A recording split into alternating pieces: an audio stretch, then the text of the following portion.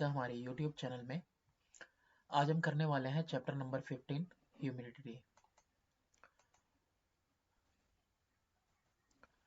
तो शुरू करते हैं सबसे पहले क्वेश्चन के साथ। शॉर्ट आंसर क्वेश्चन में सबसे पहला क्वेश्चन है कि what determine the amount of water vapour in the air. ये क्या चीज़ है जो डिटरमाइन करती है कि वाटर वेपर कितना रहेगा एयर में। तो the amount of water vapour और humidity is dependent on the temperature condition. किसके ऊपर डिपेंड करती है? तो ये डिपेंड करती है वाटर वेपर या ह्यूमिडिटी कितना रहेगा, ये डिपेंड करता है टेम्परेचर कंडीशन के ऊपर। Because the capacity of air to hold moisture changes according to the temperature. कह रहा है कि जो कैपेसिटी एयर की बदलती रहेगी जितना जो है कि टेम्परेचर बदलता रहेगा। टेम्परेचर के बदलने के साथ हवा के अंदर वाटर वेपर कैरी करने की कैपेसिटी बदलती रहेगी। For example, higher temperature the water vapour amount में increase and in low temperature में डिक्रीज। लो टेम्परेचर में होल्ड करने की क्षमता कम हो जाएगी, बल्कि जो है हाई टेम्परेचर में क्षमता ज्यादा हो जाएगी। क्वेश्चन नंबर 2 है कि how is relative humidity determine. Relative humidity को कैसे डिटरमाइन करेंगे? तो रिलेटिव ह्यूमिडिटी जो है परसेंटेज होता है वाटर वेपर का with respect to the amount of air at particular temperature. तो पार्टिकुलर टेम्परेचर पे कितना एक्चुअल अमाउंट अभी उसमें है एयर में वाटर वेपर का, और टोटल एक्चुअल अमाउंट कितना वो होल्ड करने की कैपेसिटी रखता है। तो एक्चुअली में ये रेशियो होता है, लेकिन इसको हम लोग प्रेजेंट करते हैं किस में? परसेंटेज में। Name 4 chief form of condensation. चार मुख्य जो है फॉर्म कंडेंसेशन के कौन कौन से हैं? तो क्लाउड्स है, फॉग है, मिस्ट है एंड ड्यू ड्रॉपलेट्स है। मेंशन क्वेश्चन नंबर 4 में कि mention the different forms of precipitation. Precipitation के अलग अलग फॉर्म क्या हैं? तो ड्रिजलिंग है, हेलस्टोन्स है, स्नोफॉल है और स्लीट है। नेक्स्ट क्वेश्चन नंबर 5 कि what do you understand by condensation nuclei. ये कंडेंसेशन न्यूक्लियाई होता क्या है? तो ये न्यूक्लियाई बेस होता है जिसके चारों तरफ मॉइस्चर गैदर हो जाता है और फिर वो एक बड़ा ड्रॉप ऑफ वाटर बन जाता है। जैसे कि डस्ट पार्टिकल वगैरह जो होते हैं एटमॉस्फेयर में, वो बेस बनते हैं कंडेंसेशन फॉर्म के। ये छोटे छोटे पार्टिकल्स न्यूक्लियाई कंडेंसेशन न्यूक्लियाई कहलाते हैं, क्योंकि वाटर वेपर जाके इन पे चिपक जाता है और चिपकते चिपकते इतना ज्यादा मतलब चिपक जाता है, कई वाटर वेपर चिपकते हैं और वो इतना हैवी हो जाता है कि फिर वो नीचे कंडेंस कर जाता है। तो इसीलिए इस न्यूक्लियाई इस पार्टिकल को कंडेंसेशन न्यूक्लियाई कहा जाता है। State the 3 types of rainfall. 3 तरह के रेनफॉल देखो कौन कौन से हैं। रिलीफ रेनफॉल, साइक्लोनिक और फ्रंटल रेनफॉल, कन्वेक्शनल रेनफॉल। तो जो रिलीफ रेनफॉल है ये ऑकर करता है from the cooling of warm moist air which ascend above the mountain barrier lying in the direction of prevailing wind। हवाएं जिस तरफ को चल रही हैं उसी तरफ ये जो वार्म मॉइस्ट एयर है वो भी जो है पहाड़ों से टकरा के ऊपर को चढ़ता जाएगा और चढ़ते हुए वो ठंडा हो जाएगा। तो जो बारिश होगी उसके ठंडे होने से, कंडेंस करने से, वो रिलीफ रेनफॉल कहलाएगा। साइक्लोनिक या फ्रंटल रेनफॉल क्या होता है? It occur when warm and moist air masses confront each other, the warmer air generally climb above the colder air। अब ठंडी और गर्म हवाएं दोनों एक दूसरे की तरफ हैं, तो जो गर्म हवा है ठंडी हवा के ऊपर जाता है ना, वार्म एयर ऊपर जाएगा और ठंडी हवा नीचे आएगी। तो यहाँ पे एक दूसरे के साथ जब ये कन्फ्रंट होंगे तो जो बारिश होगी ना उसको साइक्लोनिक या फ्रंटल रेनफॉल कहते हैं और ये ट्रॉपिकल रीजन में ज्यादा आता है। कन्वेक्शनल रेनफॉल कौन सा होता है? The ascending current of hot and humid air causes condensation of the cloud resulting in heavy rainfall। ये शॉर्टकट में लिखा हुआ है।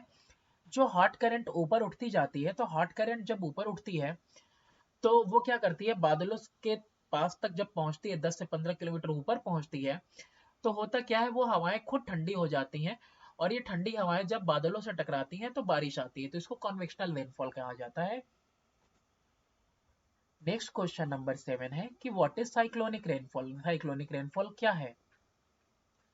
Cyclonic rainfall is provided by the cyclone created in the tropical and temperate region along the air mass fronts, where warm and cold air meet together and the warm air encircled by the cold air resulting in the circular wind system।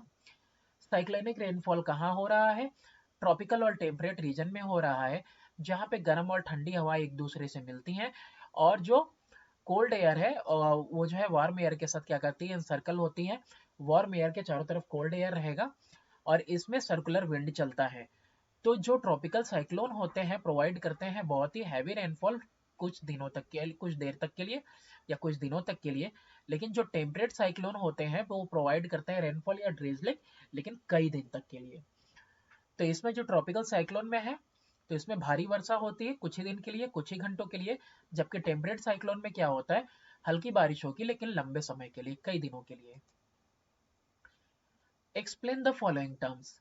Explain करना है precipitation को, evaporation को, condensation को और humidity को। Precipitation क्या होता है?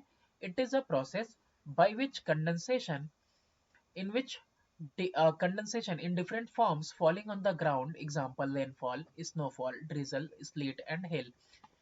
प्रेसिपिटेशन प्रोसेस है जिससे कि कंडेंसेशन होता है, और कंडेंसेशन कई फॉर्म में होता है। जमीन पे गिरता है जैसे कि वाटर ड्रॉपलेट वगैरह रेनफॉल के फॉर्म में, स्नोफॉल के फॉर्म में, ड्रिजल हल्की बारिश, स्लीट और या फिर हेल वगैरह पत्थर के फॉर्म में। ये पत्थर नहीं, मतलब कि बहुत ही हार्ड सॉलिड बन जाता है वाटर, वो है ओला जिसको बोलते हैं। Evaporation, it is the process of converting water into water droplet and vapor। तो evaporation क्या है? एक प्रोसेस है जिसमें कि कन्वर्ट हो जाता है वाटर, वाटर ड्रॉपलेट जो है कन्वर्ट होता है वेपर में, भाप बन जाता है। कंडेंसेशन इवेपोरेशन का अपोजिट है। It is the process of converting of water droplet into water. अब कंडेंसेशन में होता क्या है कि जो वाटर वेपर है वो ड्रॉपलेट में चेंज कर जाता है। ह्यूमिडिटी, ह्यूमिडिटी क्या होता है? तो ये अमाउंट ऑफ मॉइस्चर है जो कि प्रेजेंट है कहाँ पे? एटमॉस्फेरिक एयर में।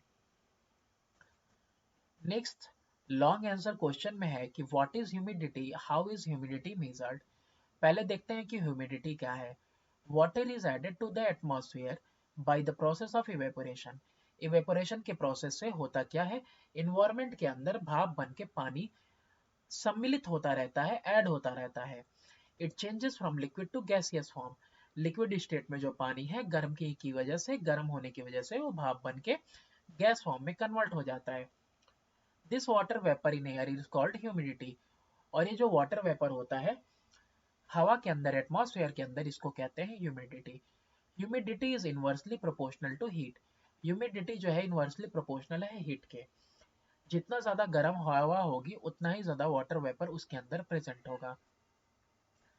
When the atmospheric temperature is low, जब एटमॉस्फेयर का टेम्परेचर लो हो जाता है तो वाटर वेपर लेस हो जाता है। नेक्स्ट है मेजरमेंट ऑफ ह्यूमिडिटी।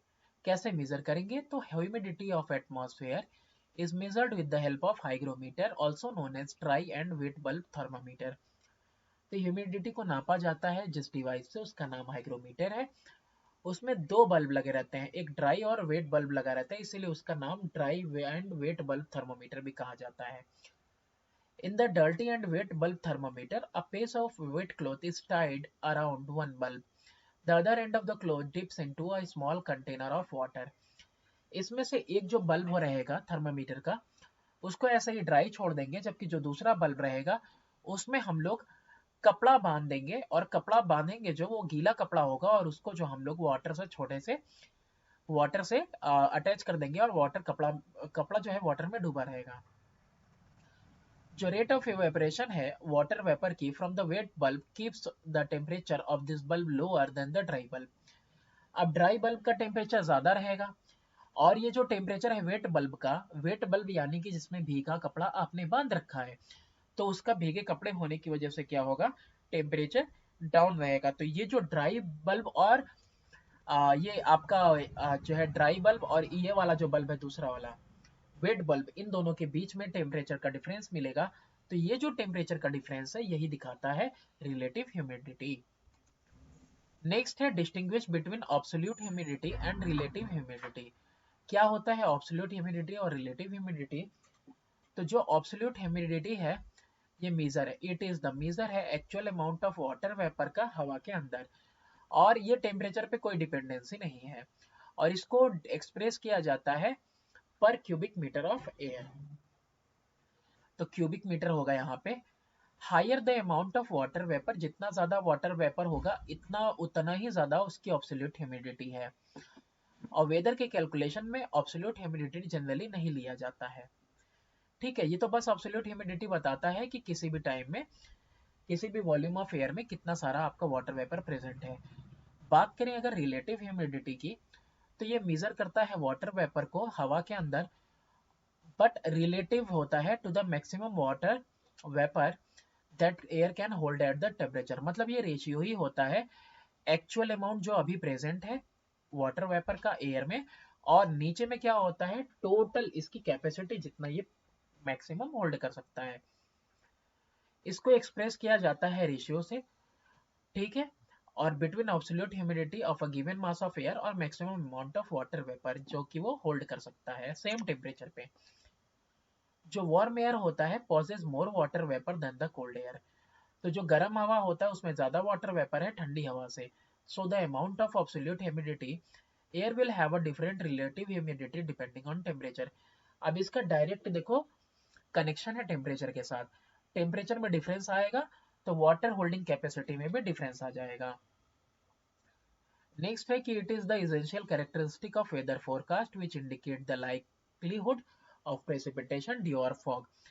अब देखो बहुत ही इंपॉर्टेंट और एसेंशियल कैरेक्टरिस्टिक है ये वेदर का, कि इससे हम लोग इंडिकेट कर पाते हैं कि कितना प्रेसिपिटेशन होगा, ड्यू होगा या फॉग होगा। Give a geographical reason for each of the following. पहला है कि total volume of water in the ocean and seas remains constant. अब ये आपको बताना है कि जो समंदर के अंदर जो आपका पानी है वो हमेशा कांस्टेंट क्यों रहता है, ज्यादा कम क्यों नहीं होता है। तो total volume of water in ocean and seas are constant. क्यों कांस्टेंट है? This is because all the water that evaporate from the earth water bodies is eventually returned to it directly by the process of condensation and precipitation and indirectly by steam and overflow from the land surfaces। जितना पानी evaporate हो रहा है oceans वगैरह से, सी से, वो सारा इनडायरेक्टली कंडेंस होके और प्रेसिपिटेट होके स्नोफॉल के फॉर्म में या फिर रेनफॉल के फॉर्म में, ड्रिजल के फॉर्म में वो वापस आ जा रहा है। या तो इन सब फॉर्म से आ जा रहा है या फिर जो है झरने वगैरह से या फिर नदियों वगैरह के फॉर्म से, या फिर जमीन पे बहते हुए भी वो पानी कहाँ चला जा रहा है, वापस समंदर में चला जा रहा है। इसीलिए कांस्टेंट रहता है हमेशा समंदर का पानी। In equatorial region the sky often remains overcast with cloud. Equatorial region की बात कर रहा है कि इस इलाके में अक्सर जो है कि मतलब बादल घिरे रहते हैं। Due to excessive heat and evaporation takes place in fast speed and in every afternoon rainfall occurs after heavy cloud formation by convection process। so the mostly जो है कि इक्वेटोरियल रीजन जो है mostly remains overcast with cloud. So it होगा यहाँ पे, it mostly remains overcast with cloud. यहाँ पे हो क्या रहा है, इक्वेटोरियल मतलब इक्वेटर का रीजन, यानी कि सन का वर्टिकली यहाँ पे पड़ना, इसकी वजह से ढेर सारी इवेपोरेशन से ढेर सारे क्लाउड, और दोपहर के बाद यहाँ हमेशा 4 o'clock वाली बारिश होती है, 4 बजे तक शाम में बारिश होनी शुरू हो जाती है। इसीलिए ये एरिया घिरा रहता है बादल से। Human comfort depend on humidity. हम लोगों का जो कंफर्ट है ये ह्यूमिडिटी पे डिपेंड करता है। Human efficiency is based at 40% relative humidity. More और less humidity create uneasiness of humidity and dryness.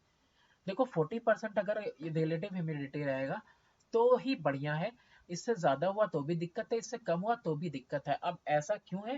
क्योंकि हमारी स्किन भी रिस्पायर करती है, तो बाहर में उमस ज्यादा होगी तो हमें चुनचुनाहट महसूस होगी, ठीक है, सही से स्वेटिंग वगैरह नहीं हो पाएगा, तो इसीलिए हमको इरिटेशन होगा। तो इसीलिए हमारा कंफर्ट डिपेंड करता है ह्यूमिडिटी के ऊपर। नेक्स्ट है draw well table diagram showing.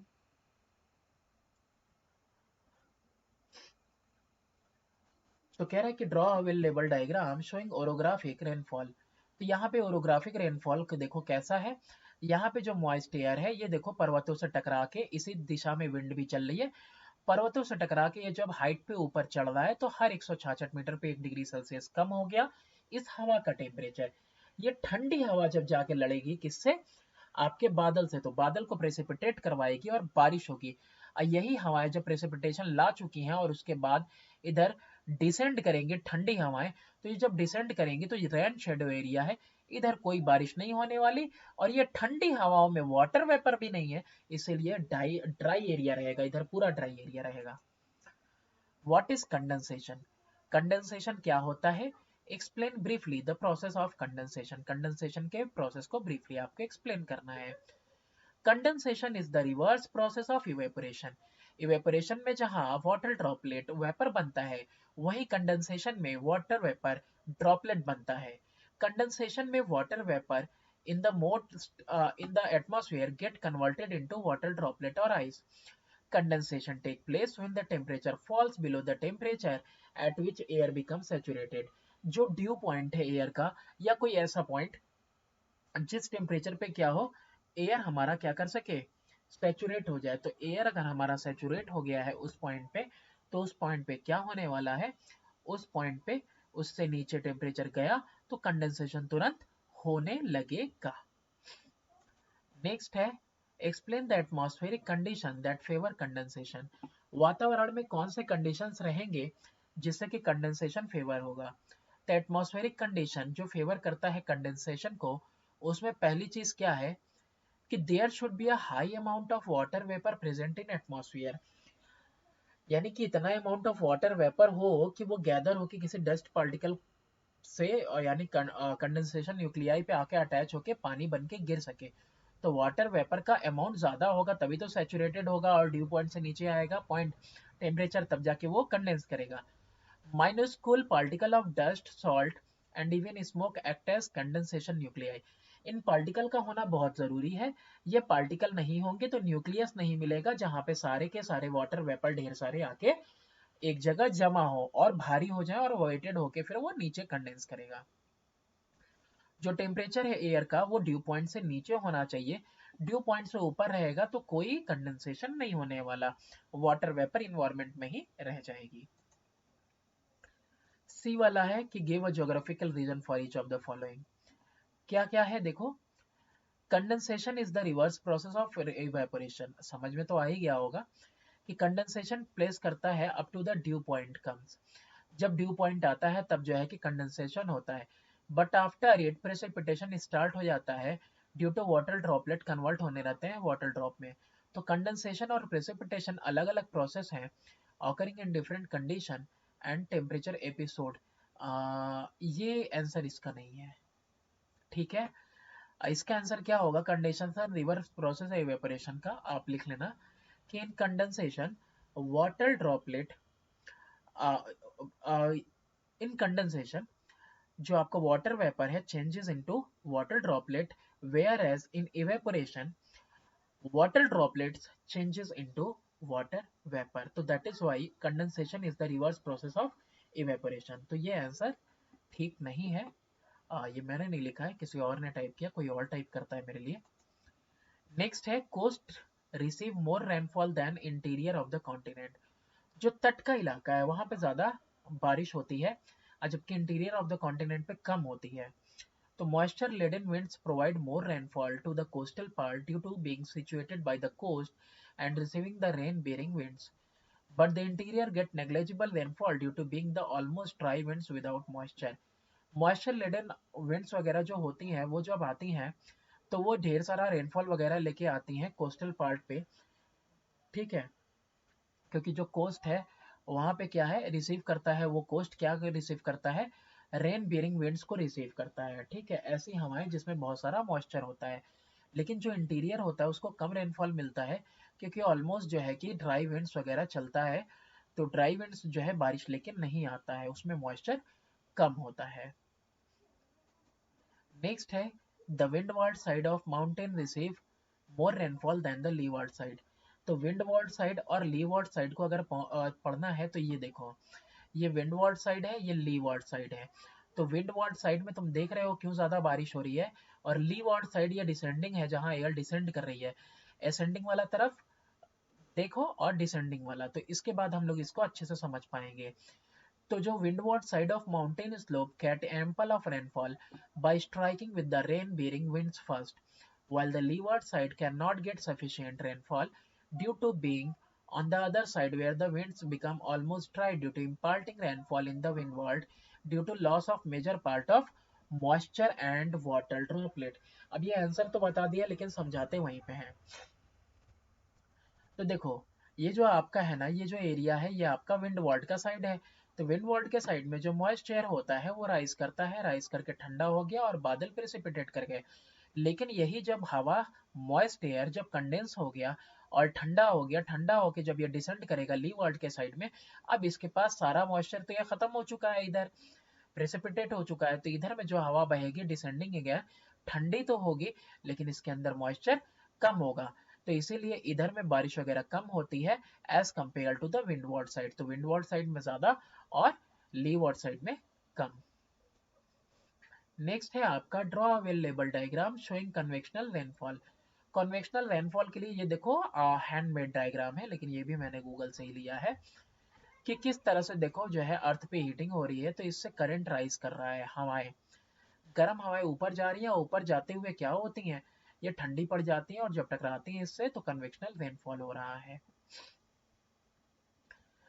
How is due formed, due कैसे फॉर्म होता है और what is the difference between fog and mist, mist और फॉग के बीच में क्या डिफरेंस है। तो due, when water vapor condenses on the surface it forms tiny droplet of water called dew। Water vapour जब जमीन पे कंडेंस करता है तो छोटा छोटा पानी का बूंद बन जाता है और ड्यू कहा जाता है। Due commonly occur during winter on account of cooling of air below the dew point। जो हवाएं हैं जाड़े के मौसम में यानी अभी के मौसम में दिसंबर जनवरी में, वो हवाएं ड्यू पॉइंट से नीचे चली जाएंगी, टेम्परेचर कम हो जाएगा तो एयर क्या हो जाएगा, एयर में जो मॉइस्चर है वो कंडेंस करेगा और ड्यू फॉर्म होगा। फॉग क्या है, तो droplet of water suspended in atmosphere close to the surface of earth are termed as fog. Fog में क्या होता है कि वाटर ड्रॉपलेट जो होते हैं वो एयर में ही सस्पेंड रहते हैं, मतलब इतने हैवी नहीं है कि वो नीचे गिर जाए, लेकिन लोअर लेवल पे रहते हैं सरफेस के एटमॉस्फेयर में, तो इन्हीं को फॉग कहा जाता है। जब लंबी जाड़े की रातें आती हैं तो ground cools more rapidly than the air above.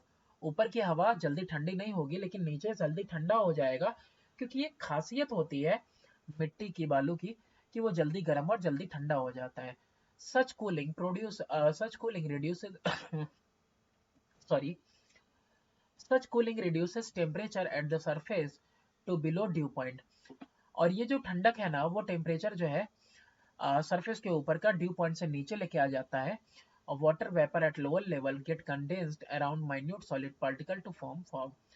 अब यहाँ पे कंडेंस्ड न्यूक्लियाई के चारों तरफ वाटर वेपर हैं और फॉग क्रिएट किए हुए, मतलब इतना ज्यादा हैवी नहीं है कि वो नीचे प्रेसिपिटेट कर पाए, तो जस्ट उससे पहले का जो स्टेज है प्रेसिपिटेशन का वो फॉग है।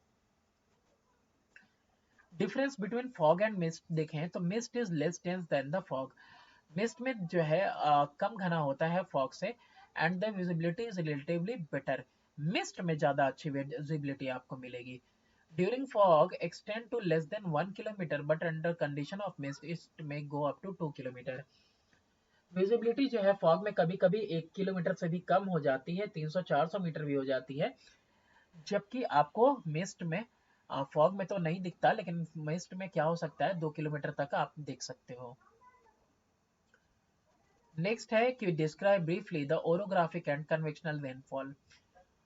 ओरोग्राफिक रेनफॉल या रियल रेनफॉल उसी को कहते हैं और ये ऑकर करता है from the cooling of warm moist air which ascend above the mountain barrier lying in the direction of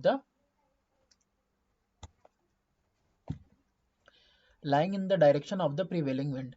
The presence of mountains cause humid air to rise. The sudden ascent causes cooling of air, leading to condensation and precipitation. ये rainfall तब होता है जब जो है moist air क्या करता है कि हवाओं के साथ साथ किसी जो है पर्वत वगैरह से टकराता है और टकराते हुए हाइट तक चढ़ता है, तो जब ये चढ़ते हुए ऊपर एसेंट करता है तो ये ठंडा हो जाता है और फिर जो है ऊपर बादलों से जब ये ठंडा होके मर्ज होता है तो बारिश होती है। तो ये जो है विंड वार्ड साइड में होती है और दूसरी तरफ लीवार्ड साइड में जब ये डिसेंड करता है तो ये हवा गर्म हो जाती है। तो ये जो हवाएं जो बारिश लेके आती हैं इसी को हम लोग कहते हैं ओरेग्राफिक रेनफॉल। अच्छा, ये जो कन्वेक्शनल रेनफॉल है ये क्या होता है, तो ये इक्वेटोरियल रीजन में होता है। High temperature lead to the rapid heating of air. High temperature की वजह से तुरंत हीट होने लगता है और टेम्परेचर राइज करने लगता है, तो एयर हीट करेगा, हीट किया हुआ एयर हमेशा राइज करेगा ऊपर को। अब ऐसे केस में होता क्या है कि such heated air rises in convectional current leading to the development of cloud.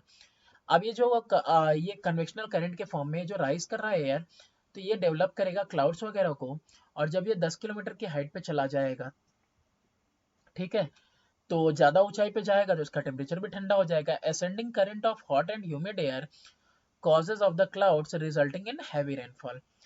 तो ये जो एसेंड करता हुआ जाता है करंट हॉट और ह्यूमिड एयर का, वही कॉज करता है क्लाउड, और क्लाउड कॉज होने के बाद फिर जो है हैवी रेनफॉल होता है। तो कन्वेक्शनल रेनफॉल इसीलिए इसको कहते हैं, क्योंकि तो यहाँ पे क्या हो रहा है कि करंट, ये वार्म करंट राइज कर रही है। फिर उसके बाद नेक्स्ट है, नेक्स्ट क्या, अच्छा ये इधर देख लो है ना, आ, इसके लिए दिया हुआ है ओरोग्राफिक और कन्वेक्शनल के लिए डायग्राम। तो देखो यहाँ पे ये कन्वेक्शनल वाला है, एयर करंट राइज कर रही है, तो जो राइजिंग करंट है ये बहुत गर्म हवा होगी, इसमें मॉइस्चर वगैरह होगा, ऊपर क्लाउड बनेगी और बारिश आएगा, ये कन्वेक्शनल हो गया। हवाएं देखो यहाँ पे ओरोग्राफिक वाला, हवाएं के साथ मॉइस्ट एयर आ रहा है, पर्वतों के ऊपर चढ़ रहा है, हाइट पे जाते जाते ठंडा हुआ, बारिश हुई, हवाएं बिल्कुल ड्राई होके बिना मॉइस्चर के सारा प्रेसिपिटेशन पीछे खो के आगे बढ़ी। तो इधर इलाके कैसे रहेंगे, ठंडी हवाएं तो चलेंगी लेकिन जो है बारिश नहीं होगी। Give a geographical region for each of the following. A rain shadow area is generally dry. अरे यही तो है रेन शेडो एरिया, ये जो एरिया है यही रेन शेडो एरिया है, दिख रहा है ना, लिखा हुआ भी है, क्योंकि यहाँ पे क्या हो रहा है, सारा बारिश तो इसी तरफ हो गया, तो इधर क्या है, रेन शेडो एरिया है। A decrease in altitude increases both the pressure and temperature. अब जैसे जैसे कि एल्टीट्यूड कम होता जाएगा तो प्रेशर बढ़ता जाएगा और टेम्परेचर भी, और इसकी वजह से एयर कंप्रेस हो जाएगी और गर्म हो जाएगी। Consequently, the relative humidity drops and यहाँ पे and होगा, there is evaporation and little no precipitation in the rain shadow area। ठीक है, ये किस तरह से लिख दिया इसने। कंसिक्वेंटली रिलेटिव ह्यूमिडिटी ड्रॉप कर जाती है और यहाँ पे कोई वेपरेशन नहीं है, तो होगा क्या कि लिटिल जो है कि या तो लिटिल या फिर कोई प्रेसिपिटेशन नहीं होगा रेन शेडो एरिया में, यही लिखने का बात, यही लिखना चाहता है इसने, ये किसी ने टाइपिंग गलत की है यहाँ पे ग्रामेटिकली। तो रेन शेडो एरिया में यही होता है कि देखो जब हवा नीचे की तरफ उतर रही है उस पर दबाव ज़्यादा पड़ेगा, टेम्परेचर उसका राइज कर जाएगा, तो इसीलिए उसमें मॉइस्चर कम है, तो या तो यहाँ पे बहुत ही कम बारिश होगी या फिर कोई प्रेसिपिटेशन नहीं होगा। अब यहाँ पे सेकंड है कि frontal rain is common in mid latitude. अब इस तरह की बारिश जो होती है फ्रंटल रेन, ये मिड लैटिट्यूड में कॉमन क्यों है, तो it is caused by the convergence of two different air masses with different temperature and other physical property.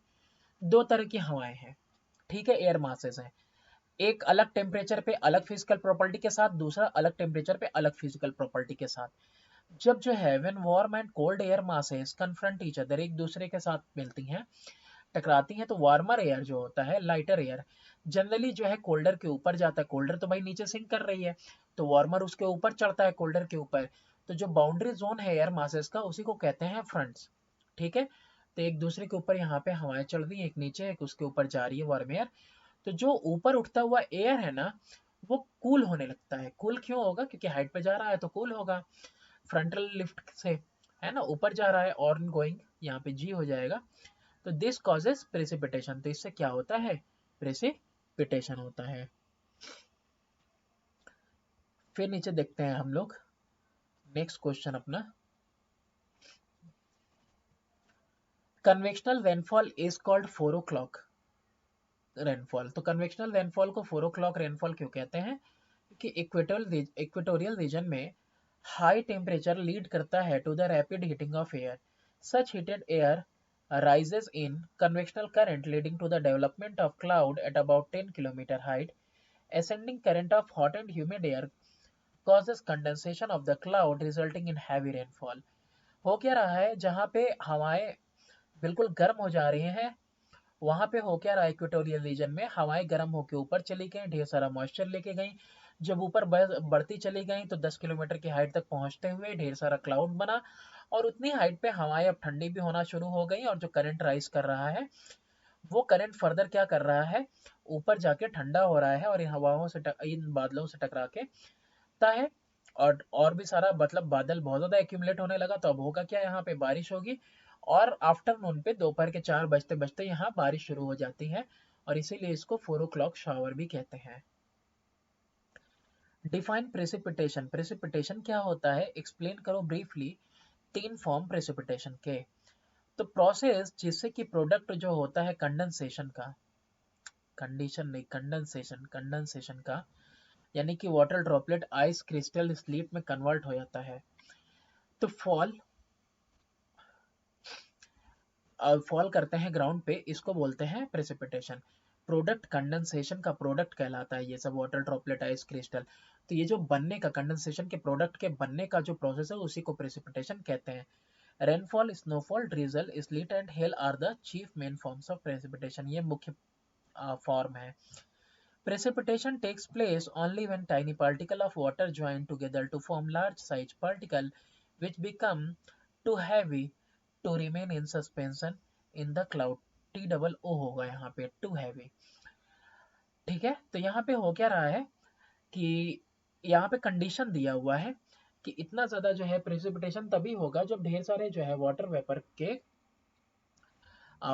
के जो पार्टिकल हैं आपस में ज्वाइन करेंगे, और आपस में ज्वाइन करने के बाद क्या हो जाएगा, वो इतने हैवी हो जाएंगे कि अब वो रिमेन नहीं रह पाएंगे सस्पेंडेड हवा के अंदर, अब वो नीचे की तरफ आएंगे और सस्पेंड होंगे। तो 3 आपको डिफाइन करने को बोला था, तो 3 हम यहाँ पे डिफाइन करने वाले हैं। Rain, due, Frost.